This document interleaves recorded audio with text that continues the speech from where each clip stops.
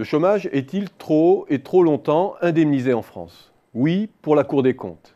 Il est trop longtemps indemnisé. En France, la durée des indemnisations est calculée sur le principe un jour cotisé égale un jour indemnisé, dans une limite de 2 ans maximum, et même de 3 ans pour les plus de 50 ans. Seuls les Pays-Bas indemnisent plus longtemps que la France, 38 mois, tandis que l'Espagne et le Danemark offrent une durée d'indemnisation similaire à la nôtre. Est-il trop généreux? Oui encore, pour la Cour des comptes, le système n'est pas dégressif en France comme dans la plupart des pays, et les taux de remplacement initiaux sont plutôt élevés. Néanmoins, les systèmes d'indemnisation du chômage ne sont pas aisés à comparer. Le degré de générosité des systèmes combine au moins 3 dimensions. Le taux de remplacement, souvent dégressif avec le temps, on l'a dit, la durée d'indemnisation et l'éligibilité qui conditionne le taux de couverture du système. Par ailleurs, une partie du coût du système relève des caractéristiques mêmes du chômage et notamment du poids du chômage de longue durée qui peut influencer fortement le taux de remplacement apparent. Ainsi, même si le système français est sans dégressivité et indemnise longtemps, lorsque l'on rapporte le poids des allocations chômage au taux de chômage, en corrigeant ainsi les effets d'échelle liés aux différences de taux de chômage entre pays, la France est plutôt en position haute, mais loin d'être en position extrême. Par ailleurs, l'indemnisation du chômage ne relève pas exclusivement du régime d'assurance chômage ou de solidarité, mais engage aussi la fiscalité et d'autres aides sociales, notamment les aides au logement, qui diffèrent très fortement selon les pays. Lorsque l'on tient compte de tous ces éléments, la générosité du système français n'est pas si manifeste. Prenons le taux de remplacement la première année, moyenne de diverses situations familiales, célibataires ou non, avec ou sans enfants, et de revenus, 67, 100 et 150% du salaire médian. La France est bien en position haute parmi les pays de l'OCDE.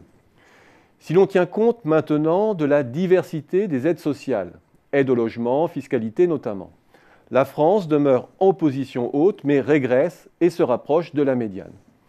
Reprenons le même calcul pour les chômeurs de longue durée, en tenant compte toujours du cumul des aides sociales. Et là, la France figure plutôt en bas de l'échelle.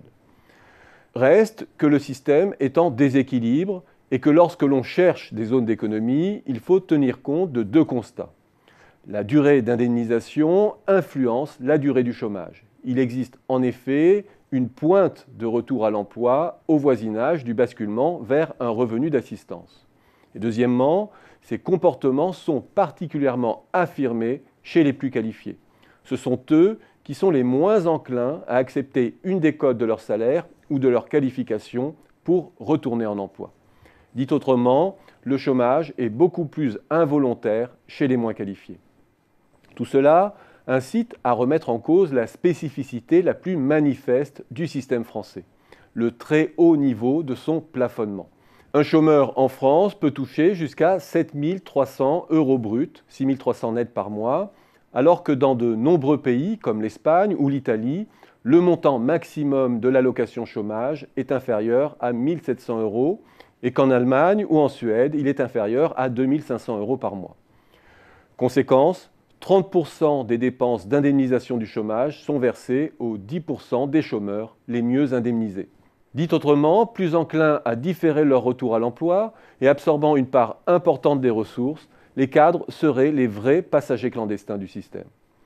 C'est oublier 3 choses cependant. 1. Plafonner l'allocation des cadres, c'est admettre qu'ils s'auto-assurent et que leur patrimoine, notamment leur résidence principale, est menacé en cas de chômage, comme dans tant d'autres pays. 2. C'est oublier aussi qu'ils contribuent plus que les autres et que loin de pomper les ressources, ils participent à une redistribution des plus qualifiés vers les plus précaires. Et 3, c'est oublier enfin que le système d'indemnisation est précisément là pour éviter la décote des qualifications et la destruction du capital humain.